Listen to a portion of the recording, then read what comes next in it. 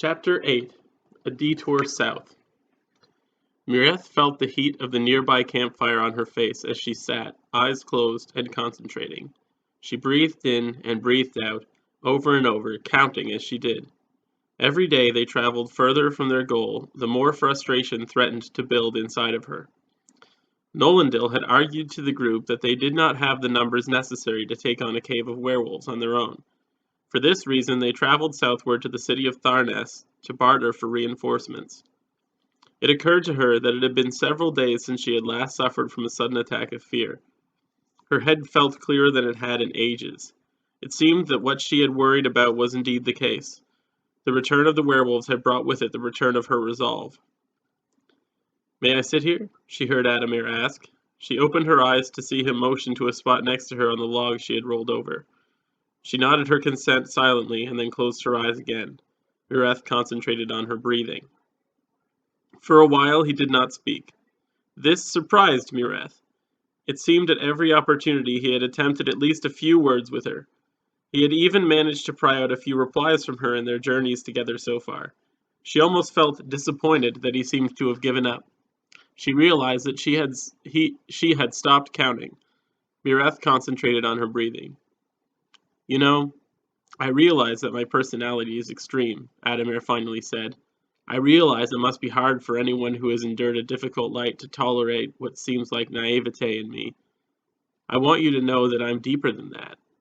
I don't, however, want to just talk away if you have no interest in hearing that." Mireth opened her eyes to see him looking toward her, waiting for some indication. He had piqued her curiosity.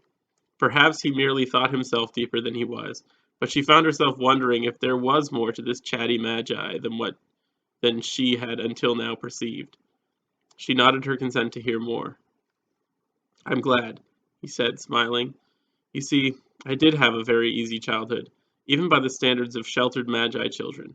My parents were well-off and respected people, and much was expected of me too. They taught me early that there was much beauty to be seen, and wondrous knowledge to learn in all the corners of Cosmea. All their descriptions of splendid countrysides and mysterious creatures filled me with the urge to explore from an early age. I itched to leave Gondolin and see all those great sights. When the day finally came that I was of age to leave my parents, I immediately set out to explore far and wide the world around me. The problem is that none would go with me. I think the prospect of extended travel with someone like me was too much for a society of people normally known to be quiet and reflective." He chuckled a moment. Mireth smiled. "At first, everything was just as I imagined it. A life of traveling beautiful landscapes and seeing things I had only ever heard about secondhand before. Alas, it was not to last. I don't think I'll ever forget the first time I felt afraid for my life traveling alone. I was making camp not far from the main roads. I had just found some particularly delicious berries in some bushes nearby, and I was feeling great. I was beginning to meditate when suddenly I was pounced on by a group of traveling rogues that wanted my belongings. To say they were unhappy with my meager possessions would be an understatement. I traveled with next to nothing, and they were frustrated to the point of lashing out at me. I was defenseless. I had never trained in any kind of combat. They thrashed me within inches of my life. They left me there on the road, beaten and bleeding, with nothing but the tattered and torn clothes on my back." Adamir sat with his head down, staring at his feet. A sullen look was on his face that Mireth had never seen before. She realized that in the weeks she had known him, he had never once broken his obnoxiously joyous demeanor.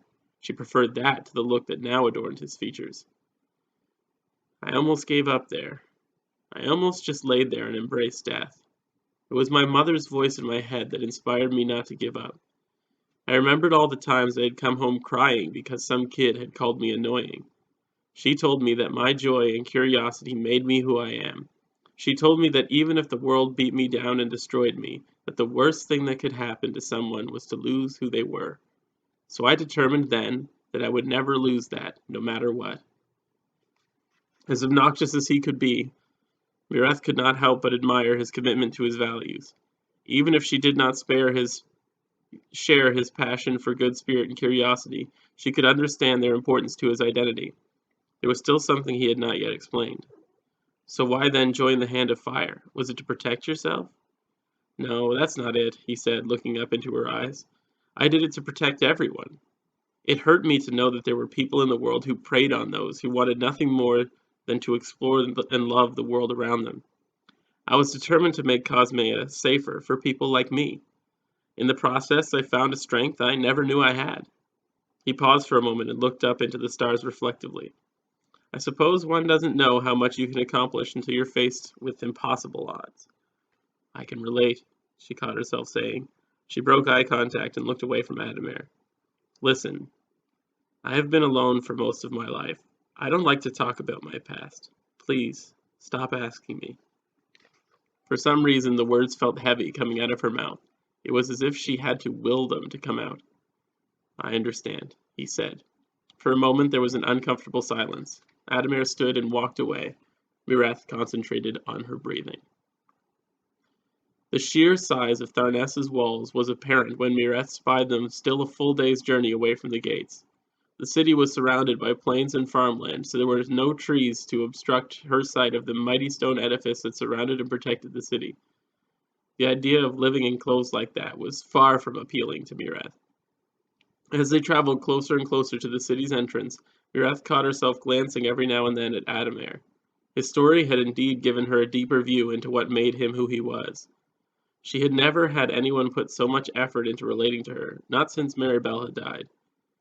Lornar had proved to be understanding and compassionate toward her. Perhaps it was time that she trust Adamir. It seemed silly to her that she had ever worried so much about it. What harm could come in trusting an ally? The familiar itch returned as Adamir dismounted his horse near the city gate. This was the second time that day. The itch was growing more persistent. He wondered what had caused this strange recurring problem. He shook his head and tried to ignore it as he approached the gate guards and bowed politely. Greetings, my fine friends. My allies and I graciously request entrance to your fine city, he said enthusiastically with a grin wide on his face. That depends, the left guard sighed. What is your business in our city? How long do you plan on staying? Let me field that, Nolendil interrupted, to Adamir's chagrin. He enjoyed talking with new people and hadn't had the opportunity after so many days on the road. We are here on a mission with the Hand of Fire. We'd like to speak with the captain of your guard about the possibility of his aiding us in our endeavor. How long will you be in the city? We'll only be in the city a day or two if your captain refuses to lend us aid, perhaps a week or longer, however long it takes us to prepare if he does help. So then, may we enter your fine city? The guards exchanged a look. Adamir wondered if that actually meant anything to either of them, or it merely seemed like the most official guard-like thing to do in the moment. He wondered if the men had families and what they were like. What are your names? He asked, unable to resist. My name's Barma, the right guard replied in a confused tone. Look, we don't have time to chat all day. We have to guard this gate, the left guard said. Adamir peeked behind his group. There was no one on the road behind them. You may enter the city. We withhold the right to eject you at any sign of disobedience to the laws of Tharness. Well, all right then, Nolendil said with a sour look on his face. It was nice to meet you, Barma, Adamir said as they walked their horses past the guards and into the gate. Barma ignored his remark and continued dutifully watching his post. Adamir was disappointed, but it was no problem. There remained an entire city full of interesting folks to get to know in front of him. Nolendil found himself surprised by how plain and colorless the captain's office was. Despite years of traveling amongst humans and dwellers, it still saddened him that they had no taste for the finer details. Even the least important of magi adorned their homes and workplaces with myriad plants and tapestries. This captain's office was plain even by human standards. The bleak gray stone walls were interrupted only by the obligatory windows provided for observation of the nearby gate. Not a single painting or tapestry provided color or interest for the eyes. A solitary plant sat in the back corner clinging to life, perhaps only there because it was a gift from someone with eyes. Nolendil and Elysian bowed to an equally plain captain, their compatriots off securing lodgings and supplies for the night. It seemed unnecessary that they all be there for this, and in truth, Nolendil was nervous that Adamir might talk the captain out of helping them. The captain remained seated, dressed in unblemished and shimmering iron armor. It was impressive, but had no doubt never been used in any kind of combat before. So then, to what do I owe the honor? What business has the Hand of Fire and a wizard of great reputation with a humble captain of the guard? he asked in a deep but smooth voice. As he asked, he leaned forward and placed his chin in his hand, eyeing them closely. I'm afraid to say that we come with ill news, and to humbly beg for your assistance, Nolandil said, inclining his head to add weight to his words. We bring dark tidings of foul creatures, long thought gone. At that, the captain perked up, his eyes widening with curiosity. Ill news, dark tidings, foul creatures. Speak plainly then, dispense with ominous words, and provide me instead with answers. Against what manner of dark creature are you asking to bring my men? We have reason to believe that werewolves have returned to the forests of Ellenborough, and that they have attacked and killed a man from Barnell. We have come to ask that you lend to us as many men as you can spare, so that we can take them out with force. For a moment no one spoke. The only sound in the room was the occasional noise resounding from elsewhere in the building, and the constant din of miscellaneous street noises rising to the windows. The captain looked down at his desk for a moment before looking directly into Nolandil's eyes with steady determination. What reason do you have to suspect the return of werewolves? It has long been said that there was a great werewolf hunt many years ago in Ellenborough. No one has heard of them since. You can understand, then, that I would be skeptical in hearing of their return. Right, you are to be skeptical. You are indeed wise, Nolandil said. I must say, though, that our evidence is conclusive. After finding signs of the werewolf attack in Barnell, we followed their trail and were attacked by a werewolf in the nearby forest. What reason do you have to believe that they are living in Ellenborough? Perhaps they have a cave elsewhere. It would explain why they eluded eradication from the hunt. With the use of my magic, we were able to interrogate the creature, Elysian contributed. From his own mouth we heard that they are hiding in Ellenborough. We have no reason to doubt his words. Another pause followed Elysian's words. I am inclined to believe you. I have heard nothing but good about you, Elysian, and the reputation of the Hand of Fire grows every day. This does not, however, convince me that this is my problem. Why should I send my men to risk their lives in the forest? Even if it's not your problem now, it will be soon enough if we do not stop them, Elysian said, leaning on the captain's desk, staring him intently in the eye. Lycanthropy is a disease that spreads from werewolf to victim. Their numbers will only grow if we do not destroy them once and for all. If they grow numerous enough, not even the legendary walls of Tharnell will keep them out. You make a good case, the captain said. Very well. You have compelled me to believe that your cause is worth my support. That being said, I cannot empty my barracks to lend you aid. I can at most give you a dozen of my best men. Nolandil bowed respectively. We appreciate your generosity. We pledge to do our best to see your men return safely. Mireth leaned against the wall, arms crossed, casting a look of disapproval towards Lorinar as the Magi woman circled an eloquent dress. Crowds of people flooded the clothing shop, searching to add the latest trendy offerings to their closets. Mireth curled her nose at the pungent aroma of multiple sets of body odor, combining in the air with copious amounts of perfume these city women doused themselves with. What do you think, Mireth? Lorinar asked. Do you think this dress would look good on me? What need do you have for fancy dress? We're on the road traveling to danger and peril. Surely this monstrosity of multicolored fabrics would only serve to inhibit your movement. You're no fun. Maybe I don't need it for our travels, but maybe I'd like it for afterwards. There even is an afterward. Always the pessimist. I have faith we'll make it out of this just fine. Mireth rolled her eyes. Whatever you say. Can we just get out of this shop and back to the inn? I'm liable to hurt someone if we don't get out of here. Ha! Whatever I say indeed. Fine. We'll go then, Miss Spoilsport. The two women pushed their way through the crowds and into the bustling streets, making their way swiftly towards the nearby inn where they had reserved rooms earlier. In her heart, Mireth felt this strange hollowness thinking about all of those womanly rituals. Though when she thought about it rationally, it made no sense to her. Part of her longed for an experience she had never had. She wondered at what it was like to grow up with a normal mother. Why do so many women obsess over clothing and adornment anyway? Mireth asked. Such a waste of effort, if you ask me, not to mention the piles of gold that must be doled out in order to maintain a fashionable demeanor. Come now, there's nothing wrong with wanting to feel beautiful.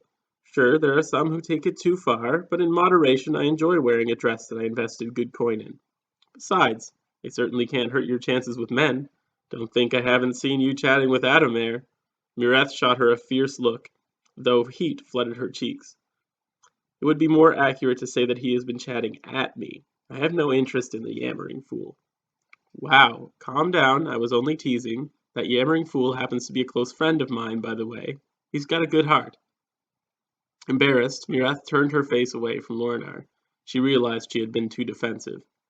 "I'm sorry, I just don't know how to handle—" "Listen, I spent most of my life living in the wilderness alone. You're the first people I've opened up to.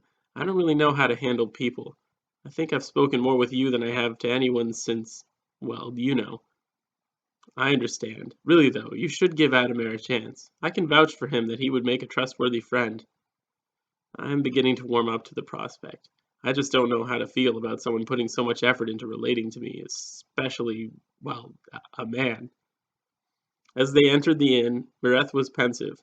It had not occurred to her that Adamir might have a romantic interest in her. How would she handle that revelation if it were the case? She thought about the Magi. He was no doubt handsome, and she was beginning to think he was a deeper person than she had originally given him credit for. Still, he was naturally a curious person, and had given no reason for her to believe that he had interest in her beyond that. At the moment, she didn't really feel any attraction to him. In time, though, if he showed interest in her and proved to be a man worthy of it, perhaps she could learn to give her heart to someone at last. Adamir stared longingly at the rotating roast chicken on the spit, saliva pooling in his mouth. This was unsettling. He had never craved meat before. Magi were naturally sensitive to the feelings of living creatures, and their culture discouraged the eating of flesh. The smell of cooking meat had always filled Adamir with disdain in the past. He shook his head and walked across the inn's restaurant, scratching his persistent itches. There Lycian sat alone. It appeared that all of their companions had already gone to their respective rooms for the night. "Greetings, wise wizard," Adamir said. "May I sit with you?" Lycian nodded. "Of course you may." Adamir was nervous, but needed to find out what strange thing was transpiring within his body. The persistent itch, the hunger for meat, something felt wrong. Perhaps the wizard may have heard of some kind of sickness that would give those symptoms. "Lycian, I have been having some troubles I'd like your opinion on." "Oh, what is troubling you?" "Lately I've felt this persistent itch, and just now I felt a craving for meat. Have you ever craved meat?" The wizard looked away and thought for a moment. "No, not that I can remember. How strange, these symptoms sound like—" "Can I see your wounds?" Adamir's pulse quickened. I suppose so." Adamir pulled open the bandages that Lornar had put around the wounds the werewolves had inflicted on him. To his surprise, he saw that the flesh had taken on a dark tone in stark contrast to his pale skin. Lycian's eyes grew wide in surprise. "This is impossible," he said. "It has never happened before." "What are you saying, Lycian? What is wrong?" "I think you may be the first Magi to have contracted lycanthropy." Adamir's heart raced, and he felt his jaw sitting open in shock. Lycanthropy? Could it possibly be true? The ramifications seemed preposterous to him. "How is this possible?" Adamir asked. "I'm not sure. Perhaps the disease is still evolving and growing. If so, then we should fear indeed. Perhaps no race is immune now." "What can we do? Is there a cure? What if I'm forever trapped in this state? Will you have to kill me? What should I do?" "Remain calm. There are spells that could be cast to cure you." Lycian hesitated for a moment, stroking his chin pensively. "Although, what if I told you that you could remain a werewolf and still be sentient?" Adamir thought for a moment. A sentient werewolf? The prospect intrigued him, yet at the same moment terrified him. The power as well seemed tempting. It would certainly be useful in the long run in their fight against evil. Yet was the risk worth the power? What if he lost himself trying to master it? "Are you certain that it can be done?" Adamir asked. "As certain as I can be, although it cannot be performed without a key ingredient. We need the blood of an alpha werewolf. This means that you would remain infected and potentially lose control between here and there." For a moment dread crept into Adamir's heart. This seemed like a terribly risky maneuver. Was it worth the risk to know? Was it worth the risk to gain such power? Yes, he thought to himself. I won't cower away from danger. That is not me.